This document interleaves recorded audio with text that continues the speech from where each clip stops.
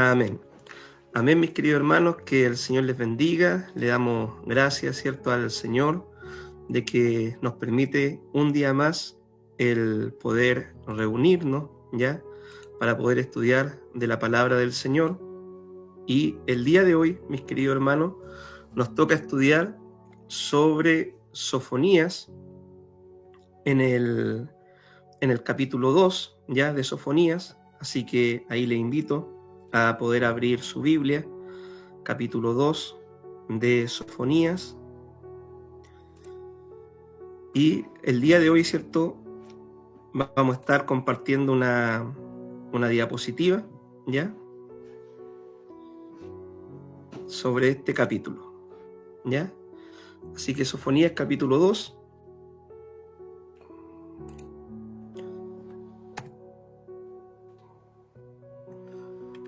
No se me quiere presentar la diapositiva. Ya. Bien, no vamos a presentar nada la diapositiva mejor.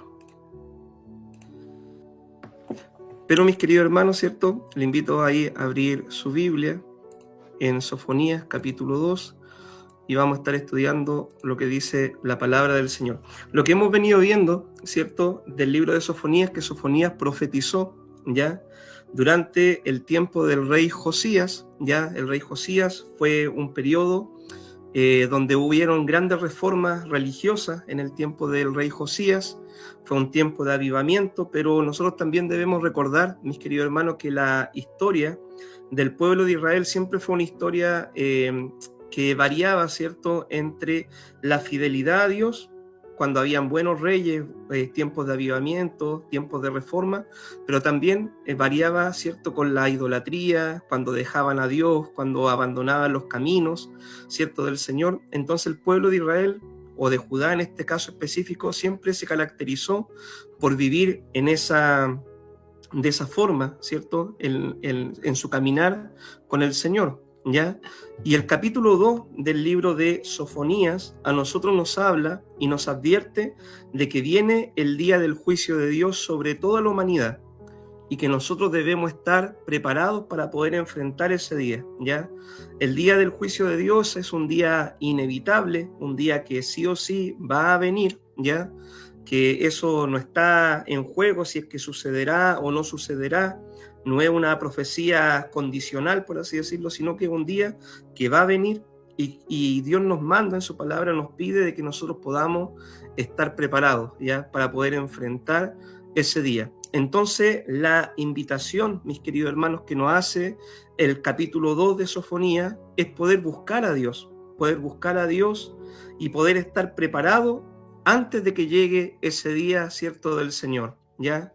Ese día, cuando nosotros analizamos la Biblia, tiene un sentido histórico y también tiene un sentido escatológico, ya un sentido histórico, porque cuando Dios hablaba de que viene el día del castigo, el día de la retribución, el día donde Dios iba a dar pago, ¿cierto?, a los enemigos del pueblo de Dios, al pecado de los pueblos, en un sentido histórico se refería a cuando Dios levantaba alguna nación, ya de las naciones vecinas, de los imperios vecinos que se levantaban para poder castigar el pecado, ¿cierto?, ya sea de su pueblo o de las otras naciones. Ese es el sentido histórico de la profecía.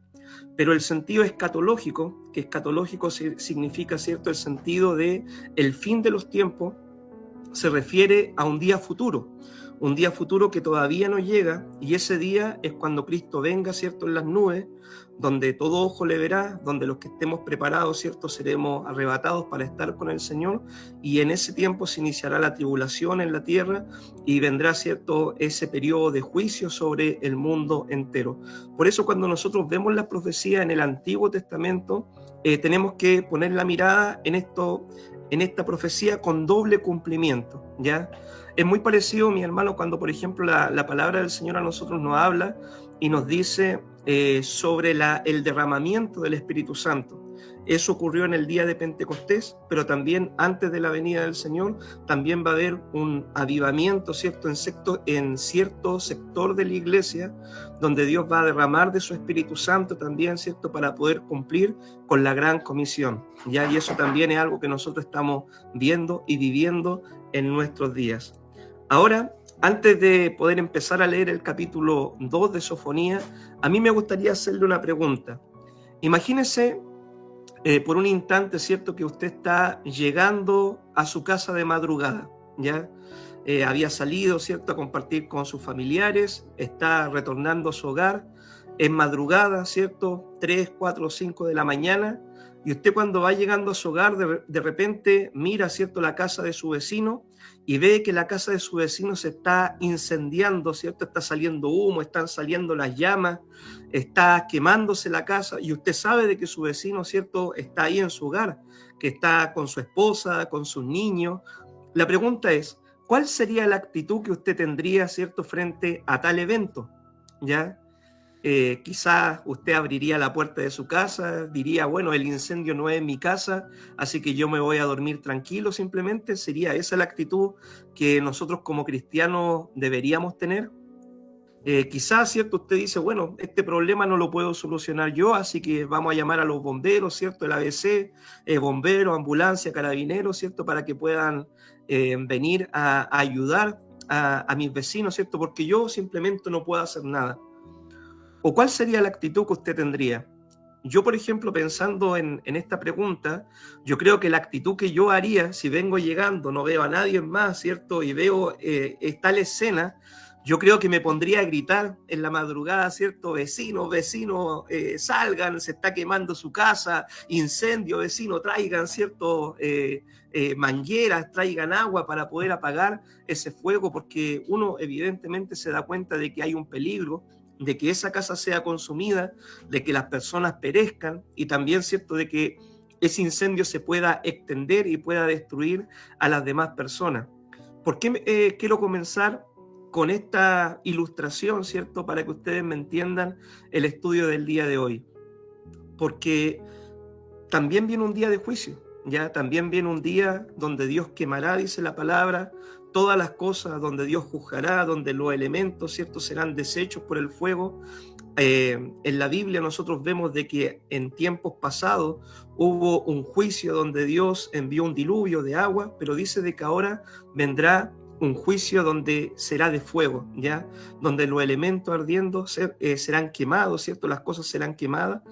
¿Y cuál debe ser nuestra actitud como cristianos frente a tal advertencia que nos hace la palabra del Señor? ¿Cómo deberíamos actuar nosotros, ¿cierto?, sabiendo de que ese día está por llegar, de que ese día está próximo, de que la venida de Cristo está cada día más cerca? Nosotros no sabemos el día y la hora, pero los acontecimientos, ¿cierto?, los sucesos que están ocurriendo nos dicen de que la venida de Cristo está a las puertas. ¿Cuál debería ser nuestra actitud como cristianos? Nosotros deberíamos simplemente decir, no es mi problema, yo ya soy salvo, yo ya estoy en la iglesia, que los demás se salven como puedan. Debería ser nuestra actitud quizás decir, bueno, la tarea de predicar, de evangelizar, de ganar almas, de advertir al mundo de que viene un día del juicio, es tarea de los pastores, de los líderes, de los misioneros, de los evangelistas. O nosotros deberíamos tomar una actitud activa ya en cuanto a advertir al mundo sobre el peligro y el riesgo que ellos están próximos a vivir. Yo creo que esa debería ser la actitud que cada hijo de Dios debería tener. Una actitud proactiva, ¿cierto?, de poder advertir a sus vecinos, a sus familiares, a sus amistades, de que se preparen, ¿cierto?, porque viene el día y será como un día de fuego, y si no estamos preparados, ¿cierto?, ciertamente vamos a perecer. Así que teniendo esto en mente, vamos, ¿cierto?, a ver los primeros versículos de Sofonías capítulo 2, del versículo 1 al 3. Dice así la palabra del Señor: Congregaos y meditad, oh nación sin pudor, antes que tenga efecto el decreto y el día se pase como el tamo, antes que venga sobre vosotros el furor de la ira de Jehová. Antes que el día de la ira de Jehová venga sobre vosotros, buscad a Jehová todos los humildes de la tierra, los que pusisteis por obra su juicio. Buscad justicia, buscad mansedumbre, quizás seréis guardados en el día del enojo de Jehová. A esta primera parte yo le puse, ¿cierto?, un llamado al arrepentimiento. ¿Qué es lo que hace el profeta? Sofonías, ¿cierto?, el hombre de Dios, invita al pueblo a poder congregarse y a poder meditar. invita al pueblo, dice, reunidos, congregados y meditad. Esa es la primera invitación que hace el profeta Sofonías. Cuando nosotros vemos ya en la historia del pueblo de Israel, vemos que muchas veces el pueblo de Israel se reunió, ¿cierto? Como una asamblea, como un solo pueblo, para poder buscar ya sea el favor de Dios, para poder oír la palabra de Dios, para poder pedir perdón a Dios, ¿cierto? Por sus pecados. Ejemplos como estos nosotros los podemos ver en el Antiguo Testamento. Por ejemplo, cuando Dios le entrega la ley al pueblo de Israel, ellos se reunieron frente al monte Sinaí. Ahí oyeron, ¿cierto?, de que Dios habló con voz tronante, y después, ¿cierto?, de un par de días bajó Moisés con la ley, la tabla de la ley, ¿cierto?, escritas por el dedo de Dios. Vemos que el pueblo se había reunido, ya se había congregado para poder oír la voz del Señor. En otra oportunidad, en el tiempo ya de los reyes, ¿cierto?, casi empezando el periodo de los reyes, vemos de que el pueblo de Dios exigía un rey, pedía un rey, ¿cierto?, y Samuel reunió al pueblo de Dios y oró, y Dios también se manifestó de una forma tremenda, ¿cierto?, antes de entregarle un rey al pueblo de Israel. Entonces, nosotros vemos en varias oportunidades, Salomón, cuando construyó, por ejemplo, el templo, dice que después de construir el templo, reunió al pueblo e hizo una oración y clamó al Señor y le dijo, Señor, mira, construimos este templo, pero ni siquiera este templo puede contener tu gloria porque tú habitas en los cielos de los cielos, pero cada vez que el pueblo clame a ti en este templo, tú vas a escuchar la oración y el clamor de tu pueblo. Entonces nosotros vemos de que los hombres de Dios, ¿cierto?, los instrumentos de Dios reunían al pueblo para momentos solemnes, ¿ya? Y es la misma invitación que nos hace el profeta Sofonías, que nos reunamos, ¿cierto?, que nos congreguemos, que estemos juntos y que podamos meditar en nuestros caminos, que podamos meditar en la voluntad de Dios, que podamos meditar en la palabra de Dios, que podamos meditar cómo hemos vivido nuestra vida, para poder estar preparados, ¿cierto?, para el día del Señor. La idea de meditar, mis queridos hermanos, ¿cierto?, de reunirnos para meditar, es sobre reflexionar en nuestra vida espiritual, cómo ha andado nuestro caminar espiritual con Dios, cómo ha estado nuestra vida espiritual con el Señor. Esa es la idea que tiene el profeta, que nos reunamos, no que nos reunamos, ¿cierto?, para pasarlo bien y divertirnos simplemente y echar la talla, ¿cierto?, sino que nos reunamos para poder meditar en la palabra de Dios, para poder pedir perdón a Dios, para poder consagrar nuestra vida a Dios, para poder, ¿cierto?, arreglar nuestras cuentas con el Señor. Esa es la idea que tiene el profeta en mente. Reúnanse, ¿ya?, para poder ponerse a cuentas con Dios, para meditar sobre cómo ha sido su vida espiritual y para poder estar preparados, ¿cierto?, para aquel día. Cada culto, mi querido hermano, que nosotros hacemos en la iglesia, cada reunión los días jueves, los días sábados, en los días de los ministerios, es una invitación que nos hace el Señor a que nos reunamos para poder oír su consejo y para poder arreglar cuentas con Él. En cada vez que nos reunimos nosotros hay una palabra, una exhortación, un mensaje. Y el mensaje, mi hermano, ¿cierto?, como lo hacían los profetas de la Biblia, siempre nos va a llamar a nosotros a un arrepentimiento, nos va a llamar a nosotros a poder ponernos a cuentas con Dios, a poder, ¿cierto?, pedirle perdón a Dios si estamos fallando en algo, a poder, ¿cierto?, buscar la presencia del Señor y a poder prepararnos para poder estar un día, ¿cierto?, juntos con el Señor. Como creyentes siempre debemos estar reunidos, como iglesia, ¿cierto?, buscando perdón de Dios y también esperando la venida del Señor, ¿ya? También en estos primeros versículos nosotros, ¿qué es lo que podemos ver? Dice, antes que tenga efecto el decreto y el día se pase como el tamo, ¿ya? Dios ha establecido ya que un día va a juzgar al mundo con justicia. Y ese es un acontecimiento, mi hermano, que sí o sí va a ocurrir, ¿ya? No es algo que pueda suceder o que no pueda suceder, sino que sí o sí Dios ha establecido un día que solamente Él conoce, donde va a venir, ¿cierto?, por segunda vez nuestro Señor Jesucristo y va a juzgar al mundo con justicia. Y nosotros debemos, ¿cierto?, estar preparados para ese día, para cuando suceda. Los judíos, ¿cierto? Y otras naciones, como les dije, ellos vivieron el día del Señor, por así decirlo, o el día del juicio, cuando venían otras naciones, ¿cierto?, a atacarlos, a poder destruir, ¿cierto?, lo que ellos habían construido, y en cierta manera ese era el cumplimiento histórico de la profecía.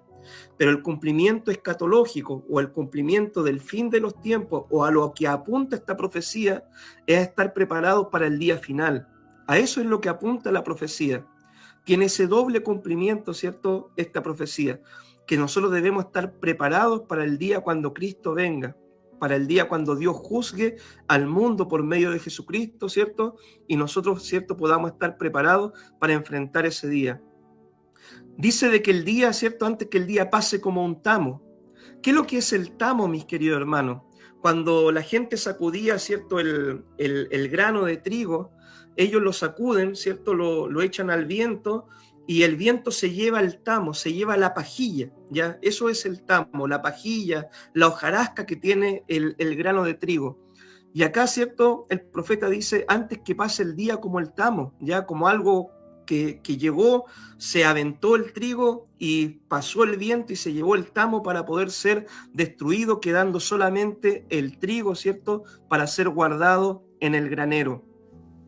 Acá nosotros podemos ver una aplicación, ¿ya? Y la aplicación es la siguiente, que muchas veces la artimaña que usa el enemigo, ¿ya? Quizás no es tanto preocuparnos a nosotros, ¿cierto?, de que el día del Señor venga, sino la artimaña es quizás que usa el enemigo, es decirnos, mira, va a venir un día, pero no es importante prepararse. Va a venir un día, ¿cierto? Pero aún queda tiempo para prepararse. Va a venir un día, nadie sabe el día, ¿cierto? Así que todavía está a tiempo, ¿ya? Y no nos damos cuenta muchas veces de que los días van pasando como el tamo que se lleva el viento. Los días, hermanos, van volando, ¿ya? Van volando los días. No nos damos cuenta como el día va avanzando día tras día, y cada día, ¿cierto?, es un día que nos acerca más a poder estar un día en la presencia del Señor.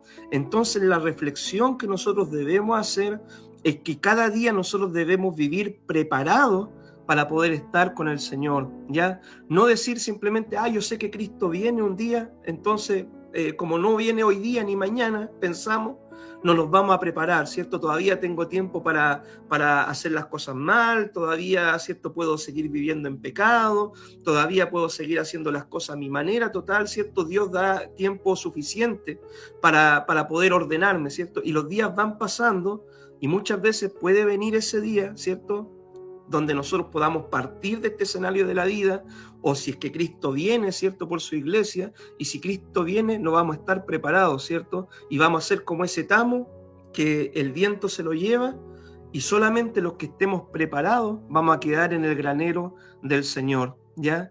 Así que, mis queridos hermanos, ¿cierto?, es una advertencia a no considerar, ¿cierto?, los días como algo sin importancia, sino vivir cada día a la luz de la eternidad. También en estos versículos nosotros encontramos que Dios se agrada, ¿ya?, en aquellos que son humildes, ¿ya?, en aquellos que son humildes, que buscan de su presencia. Miren cómo decía el versículo: buscad a Jehová todos los humildes de la tierra, los que pusiste por obra su juicio. Buscad justicia, buscad mansedumbre, quizás seréis guardados en el día del enojo de Jehová, ¿ya? Acá el llamado, mis queridos hermanos, a buscar de Dios es un llamado para todos, ¿ya? El llamado incluye a los fieles, a aquellos que amamos a Dios, ¿cierto?, que queremos hacer bien las cosas, que quizás estamos viviendo una vida a la luz de lo que la palabra de Dios nos enseña, ¿ya?, a mantenernos en ese camino, ¿ya?, a no menguar nuestro compromiso espiritual, a no disminuir nuestra pasión por Cristo, ¿ya? Si somos creyentes, si amamos al Señor, si estamos buscando de su presencia, nuestra vida espiritual debe seguir con ese mismo compromiso hasta el final de los días. Pero también el llamado, ¿cierto?, es aquellos, ¿cierto?, que quizás tienen su vida desordenada, aquellos que quizás han menguado en su compromiso espiritual, aquellos que se están enfriando en su compromiso espiritual, a poder retomar el camino, ya a poder volver a la justicia, volver a buscar del Señor, volver a comprometerse con Dios, volver a poner a Dios en el primer lugar de su vida, un llamado al arrepentimiento, ¿ya? Dice la Escritura en el libro de Apocalipsis, el que está santificado, siga santificándose, ¿ya? En cambio, la palabra también nos dice, ¿cierto?, que el impío deje su camino, el hombre malo deje sus malos pensamientos, arrepiéntase y vuélvase al Señor.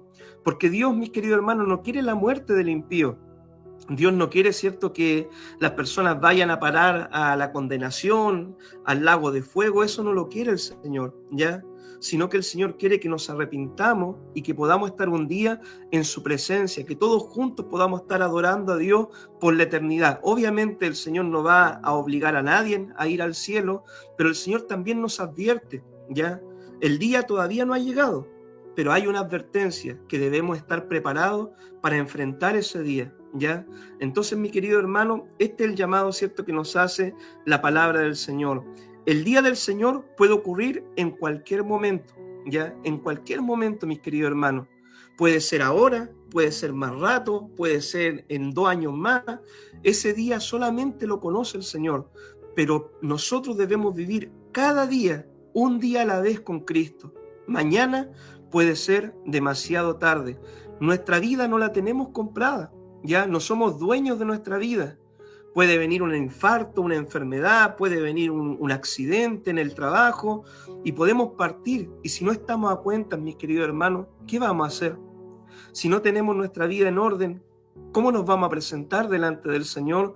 Por eso la invitación es ahora a poder buscar del Señor con todo el corazón y poder, ¿cierto?, estar a cuentas con el Señor. El Señor pone varios ejemplos en su palabra sobre cómo debemos estar esperando su venida. Por ejemplo, el Señor nos dice de que Él quiere que seamos como las vírgenes prudentes, aquellas que tienen sus lámparas llenas del aceite, ¿cierto?, que simboliza la presencia y la unción del Espíritu Santo, que podamos estar viviendo nuestras vidas, ¿cierto?, mientras esperamos que venga el esposo, mientras esperamos que venga Cristo, que podamos tener nuestra vida llena de la unción del Espíritu Santo, llenos de la presencia de Dios, llenos del fruto del Espíritu Santo. También el Señor espera de que nosotros, mientras esperamos su venida, podamos ser como aquellos obreros que están trabajando su talento, que están multiplicando sus dones, sus talentos, que están haciendo la obra del Señor, ¿ya? El Señor espera eso también para que Él, cuando venga, nos diga: mira, yo te di tal capacidad, te entregué tales dones, te entregué tales habilidades, ¿cuánto trabajaste por mí mientras esperabas mi venida? El Señor también espera que nosotros, ¿cierto?, estemos como aquellos siervos que velan a las puertas esperando la venida de su Señor, que estemos velando, orando, esperando a la venida del Señor, cuidando, ¿cierto?, de los tesoros del Señor, porque el Señor dice de que Él puede venir como un ladrón en la noche, de forma totalmente inesperada, ya imprevista. Y el Señor, ¿cierto?, quiere que nosotros estemos preparados para que cuando Él venga le podamos recibir y podamos entrar con Él, ¿cierto?, a la eternidad. Así que esta es la invitación que nos hace la palabra del Señor, ¿cierto?, en estos primeros versículos, a poder estar preparados. El Señor dice de que Él espera que nosotros podamos estar como el siervo fiel y prudente que vela, ¿cierto?, para que cuando su Señor venga, el Señor lo pueda recompensar. Mire lo que dice la palabra en el Evangelio de Lucas, capítulo 21, en el versículo 36. Dice así la palabra del Señor: velad pues en todo tiempo, orando que seáis tenidos por dignos de escapar de todas estas cosas que vendrán y de estar en pie delante del Hijo del Hombre, velando, orando, buscando del Señor, con la vida llena del Espíritu Santo, en comunión con Dios, viviendo en santidad, obedeciendo la palabra, trabajando por el reino de Dios, haciendo la obra del Señor, advirtiendo a otros, ¿cierto?, de que se preparen porque Cristo viene. Así espera el Señor que nosotros podamos estar preparados para cuando Él venga. Así que la pregunta que debemos hacernos, mi hermano, es: ¿y estamos cumpliendo con esto? ¿Estamos haciendo esto? ¿Estamos esperando la venida del Señor de esta forma? La invitación es poder hacerlo. Veamos ahora, mis queridos hermanos, en Sofonías, capítulo 2, los versículos 4 al 15. Dice así la palabra del Señor: porque Gaza será desamparada y Ascalón asolada, saquearán a Asdod en pleno día, y Ecrón será desarraigada. Ay de los que moran en las costas del mar, del pueblo de los cereteos. La palabra de Jehová es contra vosotros, oh Canaán, tierra de los filisteos. Te haré destruir hasta no dejar morador, y será la costa del mar praderas para pastores y corrales de oveja. Será aquel lugar para el remanente de la casa de Judá. Allí apacentarán, en las casas de Ascalón dormirán de noche, porque Jehová su Dios los visitará y levantará su cautiverio. Yo he oído de las afrentas de Moab y los denuestos de los hijos de Amón, con que deshonraron a mi pueblo y se engrandecieron sobre su territorio. Por tanto vivo yo, dice Jehová de los ejércitos, Dios de Israel, que Moab será como Sodoma y los hijos de Amón como Gomorra, campo de ortigas, mina de sal, asolamiento perpetuo. El remanente de mi pueblo los saqueará y el remanente de mi pueblo los heredará. Esto les vendrá por su soberbia, porque afrentaron y se engrandecieron contra el pueblo de Jehová de los ejércitos. Terrible será Jehová contra ellos, porque destruirá a todos los dioses de la tierra, y desde sus lugares se inclinarán a él todas las tierras de las naciones. También vosotros de Etiopía seréis muertos con mi espada, y extenderé su mano sobre el norte y destruirá a Siria y convertirá a Nínive en asolamiento y en sequedal como un desierto. Rebaños de ganado harán en ella majada, todas las bestias del campo, el pelícano también y el erizo dormirán en sus dinteles, su voz cantará en las ventanas, habrá desolación en las puertas, porque su enmaderamiento de cedro será descubierto. Esta es la ciudad alegre que estaba confiada, la que decía en su corazón, yo y no más. Como fue asolada, fue hecha guarida de fieras, cualquiera que pase junto a ella se burlará y sacudirá su mano. Amén. Acá nosotros, mis queridos hermanos, podemos ver, ¿cierto?, los juicios sobre las naciones vecinas. Empieza, ¿cierto?, la palabra hablando sobre los juicios sobre los filisteos, sobre los moabitas, sobre los amonitas. También habla de juicios, ¿cierto?, sobre la tierra de Etiopía, y también habla de juicios sobre los asirios, ¿cierto?, y su capital Nínive, ¿ya? Todas estas naciones, mis queridos hermanos, eran pueblos vecinos ya al pueblo de Israel, y todas se caracterizaron por ser pueblos enemigos, ¿cierto?, del pueblo de Dios, ¿ya? Los filisteos siempre fueron los enemigos acérrimos, ¿cierto?, del pueblo del Señor. Los moabitas y los amonitas en cierta manera tenían un parentesco ya con el pueblo de Israel. Usted no sé si recordará la historia, cómo nacen estos pueblos, ¿cierto? Estos pueblos nacen a través de una relación incestuosa, ¿cierto?, que tuvieron las hijas de Lot con él.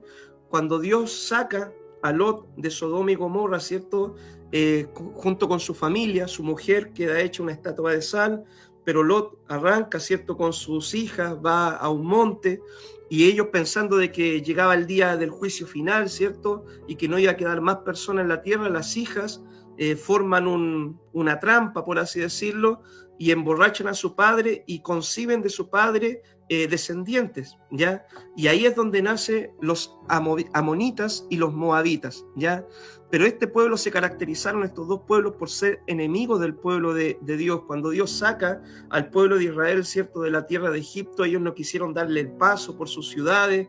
Usted recordará la historia de Balac, ¿cierto?, que contrata a Balaam para poder maldecir al pueblo de Israel. Entonces siempre en la historia de Israel estos dos pueblos se constituyeron en sus enemigos, ¿ya? Cuando habla la Biblia, por ejemplo, acá de Etiopía, ya se está refiriendo, ¿cierto?, a los etíopes, también en cierta manera a los egipcios, ¿ya? Y cuando habla de los asirios y de los ninivitas, ¿cierto?, se está refiriendo a este pueblo que habitaba en el norte, que también, ¿cierto?, eran enemigos del pueblo de Israel, de los judíos. Entonces, mis queridos hermanos, Dios, ¿qué es lo que habla acá? De que va a venir un juicio y este juicio será de forma universal, ¿ya? Va a haber un juicio para el pueblo de Dios y también va a haber un juicio para las naciones vecinas, ¿ya? ¿Por qué causa viene el juicio de Dios? El juicio de Dios, ¿cierto? Viene por causa de los pecados que se cometían en las naciones vecinas. Hay que recordar de que todos estos pueblos, ¿cierto? Adoraban muchos dioses, tenían prácticas que iban en contra de la palabra. En la guerra ellos eran totalmente crueles, ¿cierto? En las guerras usted puede leer ahí en la Biblia, ¿cierto? Cuando se hablan algunos detalles gráficos de qué es lo que ellos hacían, ¿cierto? En las guerras estrellaban los niños, hacían cuantas cosas, ¿cierto? Cuando ellos iban a guerra. Entonces practicaban la hechicería, la brujería, el incesto. Hay una serie de pecados, ¿cierto? Que Dios, obviamente, por su santidad, rechazaba totalmente, y por causa de esos pecados, ¿cierto? El Señor le da la retribución del pago, ¿cierto? De su maldad. Es decir, el Señor les paga, ¿cierto? Conforme a sus pecados, les paga con el juicio, ¿cierto? Que viene de Él. ¿Esto de qué nos habla también a nosotros? De que el juicio de Dios, mis queridos hermanos, es justo, ¿ya? Cuando nosotros muchas veces vemos en la Biblia, y hay muchos hermanos que tienen el concepto de que no, de que muchas veces hablan de un Dios de juicio, ¿cierto? Si Dios es amor, ¿ya? Hay que entender en la teología bíblica, ¿ya? De que Dios es amor, pero Dios también, ¿cierto? Es santo. Dios es misericordioso, pero Dios también es justo. Entonces, cuando nosotros hablamos de Dios, debemos observar todos los atributos de Dios, ¿ya? Los atributos son las características que tiene Dios. Es como hablar, ¿cierto?, de las características de lo que Él es, ¿ya? Dios es amor, pero Dios también es santo. Dios es justo, Dios también es misericordioso. Dios es perdonador, pero Dios también no da por inocente al pecador. Entonces, los atributos de Dios nos ayudan a nosotros a darnos una imagen completa de Dios, ¿ya? Una imagen completa del Señor. Y Dios, ¿cierto? Por medio de sus juicios, Él demuestra su justicia, de que Él no se agrada del pecado, de que Él no tiene por inocente al pecador, ¿cierto? Si no hay un arrepentimiento genuino, de que Dios, ¿cierto? No se agrada de que las personas hagan daño a los demás, de que practiquen el pecado, de que vivan en desobediencia. Entonces esto nos habla a nosotros de su justicia y también nos advierte a nosotros, ¿ya? De que si nosotros seguimos por el mismo camino que siguieron las otras naciones, ciertamente no vamos a terminar bien. Pero también esto nos habla, ¿cierto?, de que Dios, por amor a sus hijos, ¿ya? Él también nos advierte para que nosotros podamos estar preparados y podamos, ¿cierto?, vivir una vida a la luz de la palabra del Señor. A mí me gustaría también hacerle la siguiente reflexión, mis queridos hermanos. Mire, imagínense que podemos volver el tiempo atrás, ¿ya? Imagínense que podamos volver el tiempo atrás. Y yo le invito, ¿cierto?, a que piense conmigo en que acá en Chile podamos volver el tiempo atrás al 26F del 2010, ¿ya? Piensa en su mente qué es lo que ocurrió el 27F, ¿ya?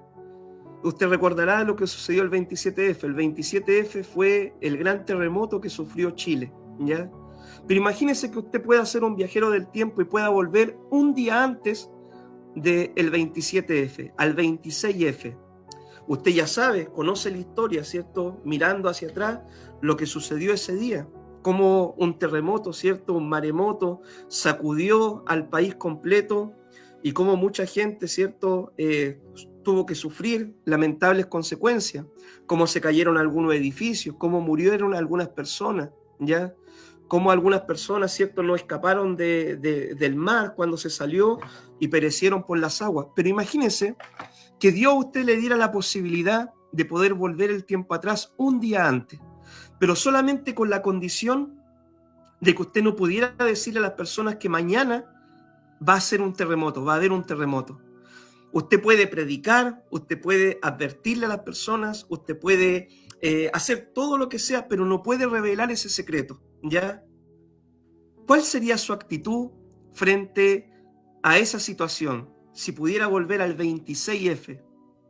Yo creo, mis queridos hermanos, de que cualquier persona, ¿cierto?, que pudiera hacer eso, viajar en el tiempo un día antes, yo creo que cualquiera de nosotros nos pondríamos a predicar, mi hermano, nos pondríamos a hablar, a advertir a las personas, decirle, miren, prepárense, Cristo viene, no conocemos el día ni la hora, pero es necesario estar a cuentas con Dios, ordenen su casa, ordenen su vida. Uno se pararía fuera de los edificios que se cayeron, ¿cierto?, en Concepción, y les diría, por favor, arrepiéntanse, por favor, busquen del Señor, quieren orar conmigo, ¿cierto?, y aceptar a Cristo. Y yo creo que la actitud de la gente, mis queridos hermanos, sería de que muchos a uno le dirían, está loco, otros dirían, no tengo tiempo, otros le dirían, no, para más adelante, ¿cierto? ¿Sí o no? Esa sería la actitud que tendrían muchas personas, porque esa es la actitud que tienen las personas que no conocen al Señor. Cuando uno le habla del Señor, cuando uno les dice de que Cristo viene, cuando uno les dice de que hay una condenación eterna si no hay un arrepentimiento, esa es la actitud que tiene la gente. Y nosotros estamos viviendo el mismo panorama, estamos viviendo el día antes de que Cristo venga. Ese es el escenario en el cual nos encontramos nosotros. Estamos viviendo el 26F antes que venga el día del juicio. Ese es el escenario, mi hermano, que yo quiero que usted tenga en su mente, y yo quiero que usted lo entienda, y yo quiero que usted viva a la luz de ese día antes del día del Señor. Nosotros sabemos que viene el día del Señor, estamos viviendo el día antes, y por eso, mi hermano, nosotros deberíamos hacer todo el esfuerzo posible por persuadir a las personas, aunque nos traten de locos, aunque se rían de nosotros, aunque se burlen, aunque no nos crean, aunque nos digan otra vez con la misma cantaleta, ¿cierto? Debemos hacer todo lo posible por buscar que las personas se reconcilien con Dios, ¿ya?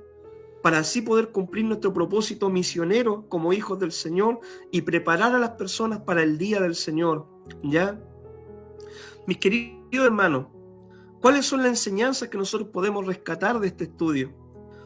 Primeramente, debemos nosotros ver la urgencia de poder predicar el Evangelio, poder predicar la palabra, poder preparar a las personas para este día, ¿cierto?, en el cual el Señor vendrá. Es urgente, mi hermano, que nosotros abramos la boca y prediquemos. Como les digo, no vamos a poder obligar a las personas, no las podemos forzar porque Dios ha dado un libre albedrío a todos los hombres, ¿ya? Pero sí podemos advertirles, sí podemos rogarle a las personas, mire, si se quieren ir al infierno, que salten por encima de nosotros, ¿cierto? Que nos pisoteen por encima de nosotros y que se lancen ellos, ¿ya? Pero nosotros hagamos todo lo posible con nuestros brazos extendidos para que la gente no se pierda. No nos avergoncemos de hablar de Cristo, no miremos en menos este trabajo de evangelizar, de poder advertir a las personas de que viene un día, ¿cierto?, en que ellos van a estar en la presencia del Señor. Si ellos se van a ir al infierno, que se vayan, pero que nosotros, ¿cierto?, hagamos todo lo posible para que no lleguen allá.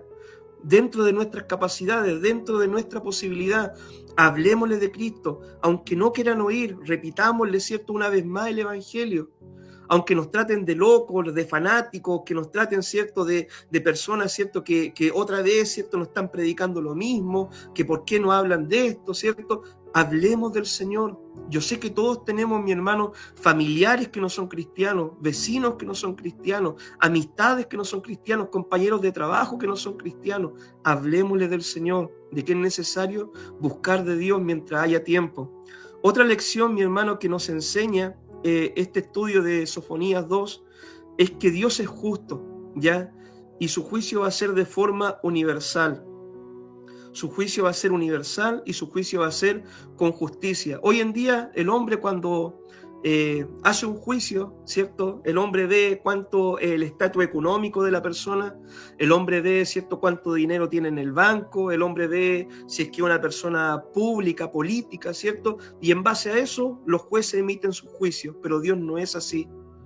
A Dios no lo podemos sobornar con dinero, no lo podemos sobornar con una coima, y Dios en su juicio juzgará a todos los hombres conforme a lo que ellos hayan hecho. Y ahí no va a importar si usted fue presidente, o si usted fue un político, o si usted fue un diputado, o si usted fue un gran empresario. Lo único que importará es cómo vivió su vida a la luz de la palabra del Señor. Otra enseñanza que podemos rescatar, mi hermano, de este estudio es que Dios, ¿cierto?, va a eliminar ya a los que son enemigos de Él y de su pueblo. Acá nosotros vemos el juicio contra todas las naciones vecinas. Y hoy en día, ¿cierto? Hay muchas personas que se levantan en contra de Dios, en contra del Evangelio, en contra de la palabra del Señor, y Dios da una advertencia tremenda en esto. Y Dios dice que a sus enemigos, ¿cierto? Él los va a aniquilar, los va a eliminar, van a ser como sembrados de sal. ¿Qué es lo que puede ser qué es lo que puede nacer en un sembrado de sal? Nada, ¿ya? Van a ser como la ortiga, ¿cierto? Como plantas que no sirven para nada. Y esa es la advertencia que Dios da, ¿cierto? Si alguien se constituye en su enemigo, si alguien se quiere poner por enemigo de Dios, Dios lo va a aniquilar, lo va a destruir, ¿ya? ¿Y qué más podemos rescatar, ¿cierto?, de esta enseñanza? Que Dios sí va a proteger a su pueblo fiel y humilde. El Señor dice, ¿cierto?, que todos los que son fieles, todos los que son humildes, todos los que buscan justicia y buscan, ¿cierto?, a Dios con mansedumbre, un día van a estar en su presencia. ¿Qué aplicaciones sacamos para la iglesia de hoy? Que Dios quiere que nos congreguemos, mi hermano, que nos congreguemos, meditemos en la palabra, que podamos estar reunidos oyendo la Escritura, ¿cierto?, la predicación de la palabra, para poder estar preparados para el día del Señor. Cada vez que nos reunimos, como en esta misma instancia, ¿cierto?, que lo hacemos por internet, Dios nos está hablando una palabra, un mensaje, ¿ya? Y eso nos invita al Señor a estar reunidos, congregados, ¿cierto? No dejar de congregarse como algunos tienen por costumbre, dice la epístola de Hebreos, sino estar congregados, oyendo la palabra, preparándonos para el día del Señor. Dios también nos invita, ¿cierto?, a poder vivir en justicia, vivir en santidad, ya que Él nos advierte que el pecado traerá consecuencias en el tiempo presente y también en la eternidad. Y Dios también nos invita a confiar en su misericordia, mi hermano. Es verdad que viene un día del juicio, un día que será terrible, que dice la palabra, ¿cierto?, que algunos dicen cuándo será el día y no saben, ¿cierto?, lo que piden, ¿cierto?, algunos, porque dicen, no, que venga nomás, que venga el Señor, pero va a ser un día terrible ese día, ¿ya? Entonces el que no esté preparado, mi hermano, va a ser terrible para su vida. Entonces, pero Dios nos invita a confiar, ¿ya?, a que Él es misericordioso, a que si le buscamos con humildad y con arrepentimiento, Él nos va a proteger en ese día, en el día de su venida. A mí me gustaría concluir, mis queridos hermanos, contándole acerca de una persona que yo conocí hace mucho tiempo atrás, ya hace un par de años atrás, de hecho. Este era un hermano que en su tiempo era una persona muy, muy próspera, ¿ya? Él llegó a tener autos antes que algunos obispos, antes que algunos pastores en esos tiempos, ¿ya? Este hermano, ¿cierto?, muchas veces compraba mercadería, iba y la repartía en la iglesia, ¿cierto? Tenía una muy buena situación económica, hasta que él recibió el llamado del Señor. Y el llamado del Señor para él fue algo totalmente singular, algo particular, algo que no cualquiera está dispuesto a hacerlo, y es por eso que este hermano merece todo mi respeto. Dios lo llamó a este hombre a ser un plantador de iglesia. Y este hombre recorrió el país, acá en Chile, diferentes ciudades, regiones, abriendo nueva obra. Él buscaba un terreno, reunía a la gente, alcanzaba a tener un grupito de gente, dejaba un pastor encargado y él se iba a abrir iglesias a otros lugares. Y esta es una tarea, mi hermano, que es totalmente sacrificada para él.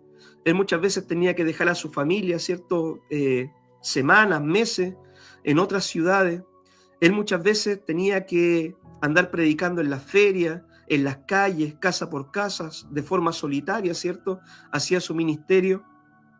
Él muchas veces, mi hermano, cuando tenía necesidad económica, ya él tuvo que comer de las frutas que botaban en la feria para poder sustentar su alimentación en esos días. En algunas oportunidades, mi hermano, le daban primicia a él. Y él, en su amor por Dios y por la obra y por la alma, él regalaba estas primicias a las personas nuevas que venían llegando a la iglesia, o la enviaba a su familia y él se quedaba viviendo con lo mínimo, ¿ya? Pero este hombre fue usado por Dios y está siendo usado por Dios para abrir iglesias en diferentes lugares, ¿ya? Y yo, cuando pensaba en esta palabra, yo decía, ¿y quién está dispuesto hoy en día a pagar semejante precio por predicar el evangelio? ¿Quién está dispuesto hoy en día a dejarlo todo? Dejar la comodidad, dejar, ¿cierto?, un trabajo próspero, dejar, ¿cierto?, la calidez de un hogar para ir a abrir iglesias en diferentes lugares. Y muchas veces, mi hermano, luchando con el menosprecio, luchando, ¿cierto?, con el ninguneo que pueden hacer otras personas, luchando muchas veces, ¿cierto?, con el desprecio que le hacían, ¿ya? Pero este hombre tenía una visión mayor. Este hombre tenía la visión de poder salvar almas, y todavía la tiene, y todavía sigue predicando el evangelio y sigue sembrando iglesia. Que Dios pueda bendecir a hombres, ¿cierto?, como este hermano, que lo dejó todo por predicar el evangelio, porque entendió de que el día de Cristo viene, el día del Señor viene, y es necesario preparar a las personas para poder tener un día, un encuentro con el Señor. Que Dios levante más obreros como este. Oramos al Señor para que Dios levante hombres, mujeres llenos del Espíritu Santo, que entiendan que vivimos el día antes a que Cristo venga, ¿ya? Y que Dios nos apasione con ese mismo fervor para predicar la palabra en el entorno donde Dios nos ha puesto acá en Talcahuano, para sembrar el evangelio, para hablar a nuestros vecinos, familiares y amigos, para que ellos puedan ponerse a cuentas con Dios y para que un día podamos estar todos juntos en la eternidad con el Señor. Así que, mi hermano, este es el estudio del día de hoy. Vamos a orar para entregar este tiempo de estudio bíblico y lo invito a que oremos al Señor. Padre, te damos gracias, Dios, por esta enseñanza. Amado Dios, ayúdanos, Dios, a poder vivir a la luz de la eternidad, Señor. Estamos a las puertas, Señor, a que tú vengas. Para muchos, Señor, lamentablemente, esto es un cliché, Señor. Para muchos, Señor, lo he oído también, lamentablemente, dicen, no, pero que tú vas a venir, pero hace tanto tiempo que se predica esto. Y es lamentable, Dios mío, que muchos, Señor, se estén afanando más en su estatus económico, que se estén afanando más en hacer tesoro en esta tierra, que preparando su vida para vivir una eternidad contigo, Señor. Amado Dios, ayúdanos, Dios mío, a no ser insensibles, Señor. Amado Dios, a poder trabajar, Dios mío, no por la comida que perece, sino trabajar por la comida eterna que da vida eterna, Señor, aquel que cree. Señor, bendito Dios, ayúdanos a vivir a la luz de la eternidad, Señor. No sabemos el día que podemos partir, pero ayúdanos cada día a vivir un día a la vez en arrepentimiento, en búsqueda genuina de ti. Vivir cada día, Señor, tomados de tu mano, Señor, para sea que tú vengas hoy por nuestra vida o en 10 años más, Señor, poder estar preparados, Dios mío. Que nuestro amor y nuestra pasión por ti no se enfríen nunca, Señor. Amado Dios, que los afanes de la vida, Señor, los placeres de la vida, las tentaciones de la vida no nos desvíen del camino. Y que nuestro compromiso contigo sea siempre fiel y firme, Señor. Que podamos cumplir esta comisión que tú nos diste, Señor, para que cuando tú vengas, Señor, encuentre un pueblo bien preparado, Señor, y mucha alma, Señor, dispuesta para estar contigo en la eternidad. Te damos gracias por esta enseñanza, en el nombre de Jesús. Amén y amén. Amén, mis queridos hermanos, que el Señor les bendiga.